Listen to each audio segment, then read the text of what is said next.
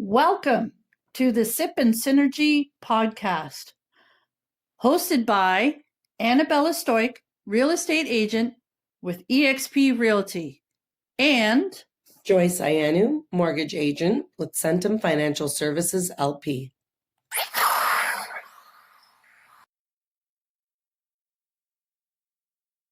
Welcome to Sip and Synergy. Today is May 19th, and you're listening to episode 2 with yours truly, Annabella Stoic. And Joyce. Yay. Yay, episode 2. I know. We actually got some great response from episode 1. I think we did. Yeah, everybody says it was awesome. So let's continue, shall we? Yeah, let's do this. So, we really want to talk about, this is the most laid back, relaxed, guys, buying a house is stressful as it is. Bella, you probably had, stories, people coming to you looking to buy a house, maybe thinking, we're never going to get this house, or even finding their dream home. Let's talk about finding your dream home and then the preparation you need to do in order to purchase that home. Yeah, let's talk about that. Yeah, you need to do a lot of upfront homework, a lot of upfront work. Let's put the cart before the horse. Yes. And not, or how about chicken before the egg, or the egg or the chicken? Yeah. Seriously, yeah. You got to have all your ducks in a row. Especially these days. Yeah. Because honestly, right now, it's not the same as it was. Trying to get any, there's no secret. It's always been the hardest ever to get approved. People will try everything, and absolutely. And they come across my desk a few times. They say, Annabella, I'm having problems with my current mortgage broker. No problem. I got you. I got people that can help you out. And Joyce is fantastic with dealing with special circumstances. And, she's able to get the job done. Yeah, let's get you some qualifications, some pre-approvals. Exactly. Ding, ding, ding. Absolutely. Check mark. Pre-approval. Let's start there. What's the prep? What are the steps that we need to do before you even buy a house? Number 1, Joyce. Oh gosh. Well, we're going to go house hunting and we're going to get our pre-approval done. So let's not do anything silly. Mm-hmm. Let's not go out and go buy a new hot tub and get our credit checked because we're going to put some financing towards a car. If you're going to go and get any kind of financing, don't do silly things like that first. Houses are important, right? Well, and not only that, it affects your credit rating. Each time you do an application, it affects your credit rating. And so if you want to go buy a car and buy a house in the same year, that's a problem because your credit rating is going to be affected each time you do a credit check. So in our opinion, or at least mine, I don't know about Joyce, she'll have her own opinion. My opinion is wait with the car, wait with the hot tub, wait with all that. Yeah. Get your pre-approval in place for the house first. That's right. What do you say, Joyce? I absolutely agree. When we have some of our clients will come to me and they'll say, okay, I've got a pre-approval done for, we had a client most recently. I've got a pre-approval done for this much. That's perfect. So they've already gotten that pre-approval and it's easy and we know how much, what their budget is, what they can work with. It makes it that much better going to look for that home now. Well, not only that, I can comment to the emotional aspect of it. If you go and start searching houses before you even have a pre-approval in place, it's disastrous. I look at these people and they almost start crying because they're looking at whatever price point, let's call it $1 million, and they can't afford it. They can actually only afford maybe 500, 600, 700,000. And they're literally crying in front of my face. So I always say, did you get your pre-approval in place first? That's the cart before the horse, before the egg, before the chicken. Correct. And let's talk about documents. Documents, absolutely. Right? We need documents. We need to prove these the financing exists. What are we looking for? We're looking for proof of income. We're looking for proof of employment.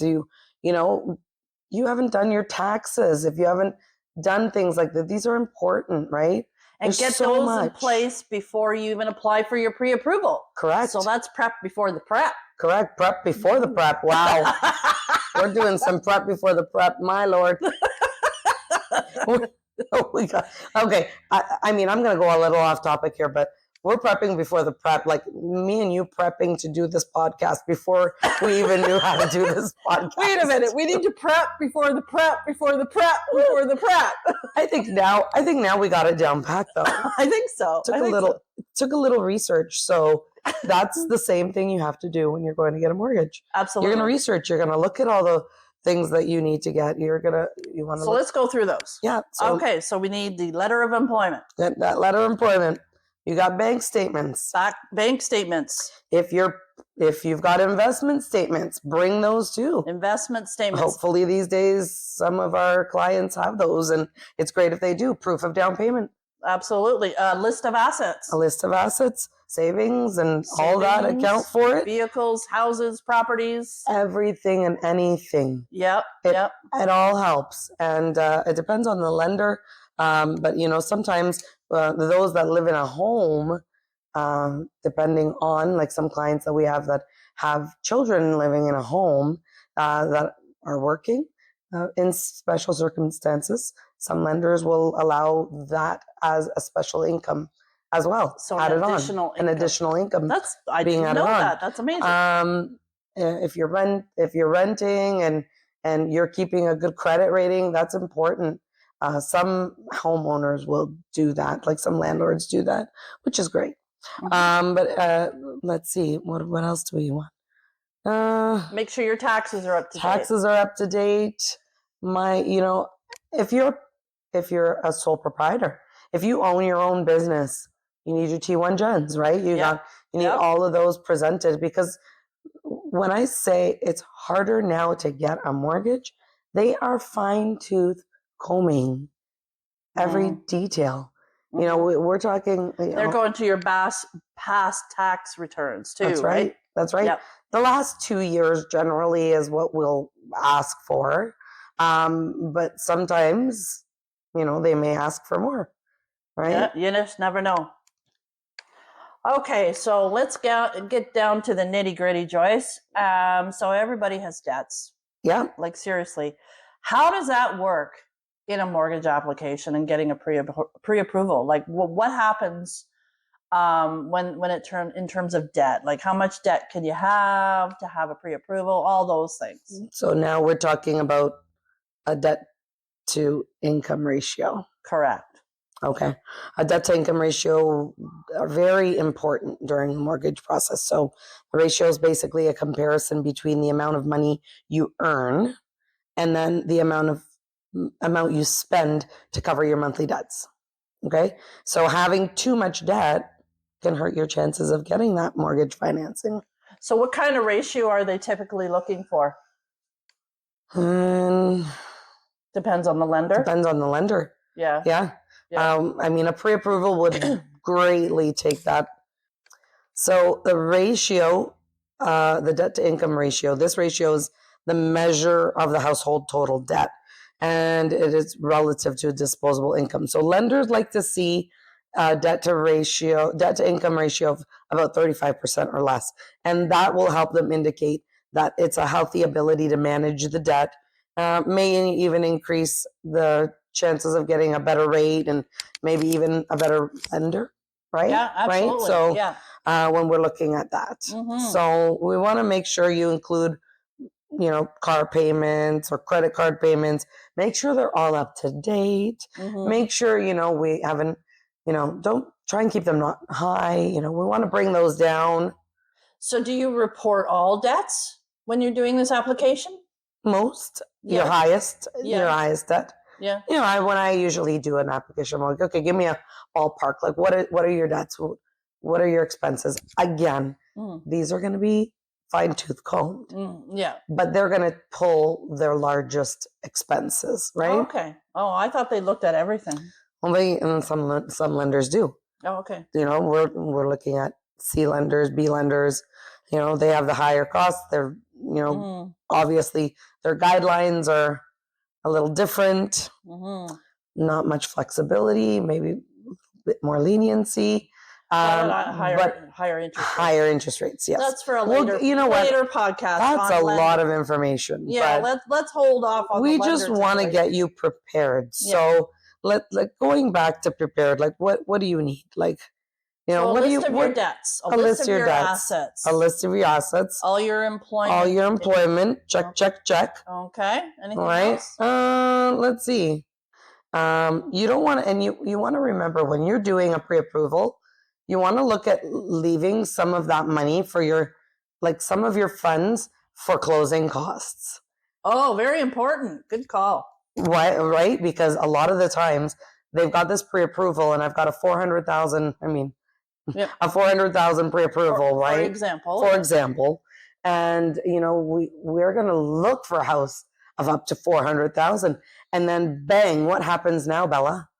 They have run out of money and can't pay for the closing costs. So then they got to find money somewhere else. Yep. It becomes an issue. So yeah, very important to keep a little bit back for closing costs or even renovation costs that you might need to do, maybe not have to do. Yep. Like cosmetic can come later, but maybe there's something you have to do right away. Absolutely. Albeit a roof, albeit a air conditioning, heating, whatever it is. Leave room for what you need to do, right? Exactly. Very important. And again, we're talking land transfer taxes, we're talking legal fees, we're talking real estate fees. The closing costs are a Mm-hmm. big chunk, and people don't realize it. Like they don't realize it could be. Yeah. Our rule of thumb for closing, I get this question all the time. How much should I keep back for closing costs? Well, it depends if you're a seller or if you're a buyer. But the rule of thumb, everybody has different numbers, but for the most part, the general rule of thumb is 1.5% to 3%, roughly. Right. But can go as high as 5%. Yeah. Depending on your situation, depending on buying or selling, depending on. But try to keep, 5% back is ideal. Yeah. But 1.5 to 3 is okay too. But just bear in mind there could be some surprises that you may not be aware of that might come your way, like a lawyer adjustment for something, like I don't know, they prepaid propane or something. Right. Those you come often. You just never know. Sometimes costs come up, and you got to make room for it. Sometimes there's the whole appraisal part of it too. Like and you got to pay for appraisals. Yeah. I think most actually now. There's a lot of appraisals. Yeah. You pay for the appraisals up front. So, gosh, if you're not already stressed out about listening to all this, again, this podcast is to give you all this information. To prepare you. This is called the prep. And again, the reason behind Sip and Synergy, like our grapefruit juice is amazing today. I'm just saying. Yeah, I would say too. The grapefruit juice is amazing. Loving it. It's very refreshing. Spring's around the corner. So we want to make sure that this is just as refreshing for you. We're sipping Synergy. The Synergy part is because we're bringing two professionals together that know what they're doing. Why talk to a mortgage agent? Why go with a real estate agent? Because we know what we're doing. We have all the tools in our back pockets that'll get you the best and take a little bit of the stress away and make that smoothest transaction as possible. Yeah. Right? It's always best to work with a professional. It's just best all the way around. We have the tools, we have the contacts, we have the knowledge. Why not, use that knowledge to your benefit and help you along the way and take some of that stress away? There are so many lenders out there, and speaking with a mortgage agent, obviously it's more beneficial because you have specific needs, and that agent's going to take those specific needs and they're going to mold the best financial situation for you. They have access to I have access to a wide range of lenders. These lenders always work with us and give our clients the best rates. We negotiate for our clients. And it's something that I know that, my broker, Ann Brill, is just amazing at doing that. She's built such a rapport. So our team is great. And having that in our corner only helps the clients in the end. Yeah, it gets you what you want to hear. And it's tailored to their needs, Very which is much. very important. We're talking expert, it's not just professional. cookie cutter mortgage applications and programs. Joyce and her team, they do, the special things to get you what you need for your particular situation. I mean, we do our best. Absolutely. Okay, Joyce, now we're going to talk about guidance through the application process. What does that mean? So it's very, very step by step. We take a lot of the information from our clients and we make it as simple as possible. So it's a free service. I mean, a mortgage agent is there, and we're usually compensated by the lender, so not the borrower.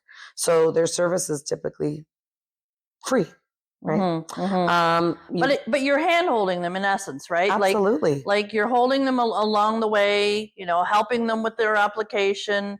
And maybe that application doesn't work out this right away, but you're going to keep that client on board and help them get better for their next application. And Absolutely. What does that mean? Like you're going to talk to them even, let's say it didn't work out. What do? It didn't work out. That doesn't mean that they no longer have my services. It could be they could come to maturity and they want to revisit their options. The other part of working with a mortgage agent is that it's time saving. We're doing all the research and the comparison work for them. Mm-hmm. And so we're saving them time, the effort, And not only that, it's not a cookie cutter situation. You're not going into the bank and sitting down with their person. You mean to tell me with a major bank, they're going to help you along the way down the road if you don't work out this time? No, they're not going to do that. You need personal service. And I think Joyce's team provides that. They're going to help you. Like maybe it didn't work out this time, but she's darn tootin' going to make it work next time, I hope. I get it. I totally get the emotional process. I've been there. I've done that. We've owned many properties. I've been on the other side of that page. I've been in their shoes. We've all been in their shoes. We all own property. We all have our dream homes, and we all want to buy and do our best to get our clients, the lowest rate that they want. Right. And you help them with their credit as well. Like let's say their credit is not the best, and you'll give them suggestions on how to improve it. Yes. And then you work with your realtor at the same time and say, okay, I can't afford this right now, but maybe we make a master plan. That's what we do here with SIP and Synergy. We give you a master plan. Okay, maybe you can't afford the $1 million house now, but maybe down the road you can. So let's make a plan. And that's where I come in as a realtor. Okay, so we get you into the market now. Let's say you're a first-time home buyer. Yeah. We get you into the market right now, whether it be, a condo, a townhouse, or something a little cheaper. Yes. And then we make a plan for the future. Yes. Okay, so we want to get the $1 million house at some point. Well, we got to get you into the market first. What do we need to do that? And, with Joyce and myself behind you, we can make that plan. Okay, so this time it's not going to work out for the $1 million property, but maybe the next step is the $500,000 property. That's right. And then the next step after that will be the $1 million property. What do you need to do? What kind of income do you need? Yep. What other guidance do you provide, Joyce? So not only are we, being easy to use, we're free. We've got the access to more lenders than anyone that I've ever heard of. And believe me when I say that, I have owned property, like I said, and I've had access to many other mortgage agents. And until I've actually experienced being with Centum, I'm quite impressed. I'm very amazed. And the positive stories that have come out from our clients owning their homes and seeing them going in, it's very gratifying. Expert advice. So we've lived and breathed the mortgages. We've got the expertise and we know how to help and navigate those waters. And you have expertise in everything from rural to waterfront to condos to freehold Specialty homes. properties, which again is going to be another topic that we're going to bring up, right? Yeah, exactly. Yeah. We'll talk about those special properties and how to finance them at a future podcast. Right. But they have the expertise behind them at Centum. They know about all these different properties, and they can help you along the way in what you need. That's right. So let's take it back. Let's scale it back. So we've talked about the preparation. We've talked about what we need, and then and then I said the word easy. And meeting with myself as a mortgage agent, meeting with me is very easygoing. Meeting with you is very easygoing. We want to make the process and setting up that meeting, and that is the initial step. Setting up that meeting so that you Right. know what you need. Right. And we do this often. We'll set up a meeting with a client and we'll give them that guidance and what they need in order to find their home or get that pre-approval or Right. And when meeting with me for the first time, I have a very extensive list of questions that I ask at the beginning of your search. Or maybe if you're selling as well. I have 2 sets of questions if you're buying or selling. And then they're very in depth. And the first meeting is quite a long one, whether it be in person or on the phone or a Zoom call. We all have the tech here to do it. And if you are more comfortable on the phone, no problem. I got you. Same with Joyce, or a Zoom call, same thing. But I mean, ideally, we like to meet in person, but sometimes that's not possible, and I get it. I have a client right now that's in the US, and I'm working with her. And so we've been doing Zooms and phone calls. So, we have the technology and we have the know how, and we're here to help you. And I mean, you want to make sure, like mortgage specialists are, there's, I think there's a different level of mortgage specialists nowadays. You could be talking to anybody, but you want to make sure that if you're going to be with someone, check out their brokerage. And again, if anyone has any questions, they can look up our website, look up my website. It's my first name, last name.com. And the information about the brokerage. Well, that brings up a great point. It becomes part of your prep work before buying or selling a house. Know who you're working with. Exactly. You need to research the people you're working with. Do they have an online presence? How many deals have they done this year? These are all valid questions. Correct. What kind of brokerage are they with? Does this brokerage give them supervision? Does this brokerage give them training? Do they back up their agents? Exactly. How much do they take refresher courses? I feel like we're going to get into another topic on this, but I know we can write many podcasts from here until doomsday. Let me tell you, there's a podcast topic in everything we talk about, but we're trying to keep it basic and clear for you and not so overwhelming. Absolutely. I mean, again, what's the first step? Preparation. Meeting with your mortgage agent, meeting with your real estate agent, and then finding the information that you need to provide them. Or if you want to be a little proactive, get those documents that we mentioned in the earlier part of this podcast. Have that all prepared. And, we just trust me. You want to get a reaction from one of us? Come to us and say, hey, Joyce, or hey, Annabella, I've got a pre-approval and I'd like to look at a home for this much. And guess what? My pre-approval even includes some budget for closing costs. Wow. I would be totally... I'd love that. I would be so proud of anyone that came to me saying that. Same here. If I had, someone that has already figured out the neighborhood they want to live in, the budget they have, the pre-approval in place. Oh my gosh. And how many bedrooms they want. I mean, if they already had that before they even met me, oh my goodness, what a time saver, and it makes my job way easier. Yeah, the energy just flows, and that makes it even better for the synergy part of it, right? Exactly. And time saving again, because I don't have to ask all those questions. You've already answered for them. And I have a questionnaire that I send out. Yeah, I have a checklist. Yeah, it just kind of goes through. Makes it easier. Exactly. Some people like a checklist, I like checklists. Yeah, we had a checklist when we started this podcast. It kind of went somewhere. I don't know I where don't it even went. know where it is now. We really want to give you the raw and uncut version of us. Like, this is who you're going to be meeting with. We're very down to earth. We're very humble. We laugh. We want you to have a smile. We understand the process is stressful. So why not just, we'll make it as easy peasy, Easy peasy, my favorite. I like easy peasy. Easy peasy. What Easy is it? peasy. Easy peasy lemon like, squeezy. Yeah, I like the way that sounds. How about you? Yeah, me too. Lemon It's fun. squeezy. Oh, we could put that in our drink. Oh yes, a lemon squeezed, a nice fresh lemonade.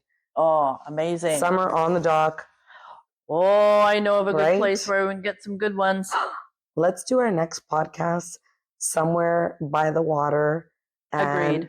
Done. sipping on a nice fresh squeezed lemonade.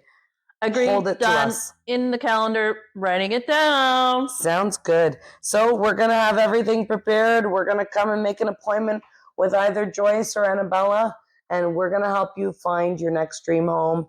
And if you think you may have all the information you need, even if you feel that you're a special situation and you're thinking right now, but what about this? You know what? Just reach out to us. Just ask the question. There's no harm in asking. Really, at the end of the day, if you're not sure, don't let that be a stumbling block for you to move to the next level in terms of your real estate goals. If you think you've got something in your past or a debt or something, or you don't think you make enough money, why not reach out to Joyce and just ask the question? Then you'll know for sure. The what if scenario would only stress me out. That's what I would say. What do you think? Yeah, listen, the what ifs are always, but there's no silly question, honestly. There is no silly question. I've had clients come to me from all walks of life, and there's no judgments either. There's really none. You want to work with someone that you are going to trust. You're going to be able to say, hey, I don't know. I had a little issue. I had a situation. I'd rather my clients be very forthcoming so that I know what to expect and I don't hear it from someone else. Yes, underwriters, right? I would rather know about it than an underwriter coming back to me to say, hey, what about this? Good point. Be very transparent, be very honest. You're going to get that from both Annabella and I, and we want to be there to hold your hand through the process. So you want us to do that, you need to, give us a little bit more background information if it goes with the context, right? Exactly. And I can actually provide a good example of this. I had a client once that did claim bankruptcy at one point. Okay. And he was fully transparent with me. It was like over a year ago. He says, Annabella, I'm going to be completely honest with you. I've claimed bankruptcy. I've talked to a mortgage person, and they said I have to wait a year. He says, I don't want to waste your time, Annabella. I have this in my background. The mortgage person said to me, you got to build up your credit rating. And I really respected this guy. And guess what? He just closed on his house. And I'm so proud of him. And I'm so happy for him because he did the work. He worked on his credit rating, and he was able to buy and close a house once that was done. And I'm so proud of him. That's amazing. See, we love hearing success stories like that. So, listen, things happen, what right? some people, don't assume, and just don't assume that I can't get a mortgage because I've claimed bankruptcies or whatever it may be, right? Yeah. It's possible.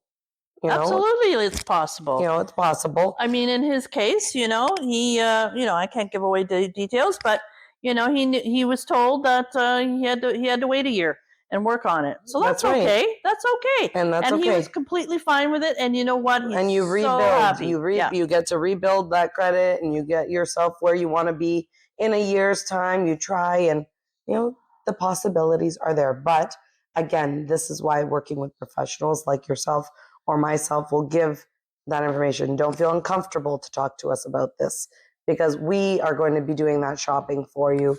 We're going to be doing the negotiating for you. Absolutely. Right? We know what will and work you will best help for you. them. Exactly. And you will help them along the way. That's it.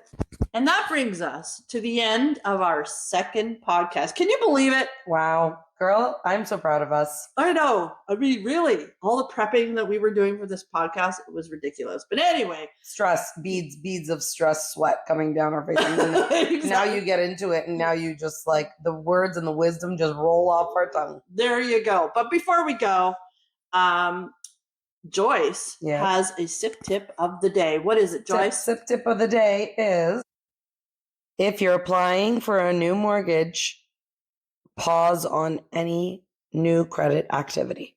Nice, Joyce. Great advice. All right. Well, thank you for listening to us today.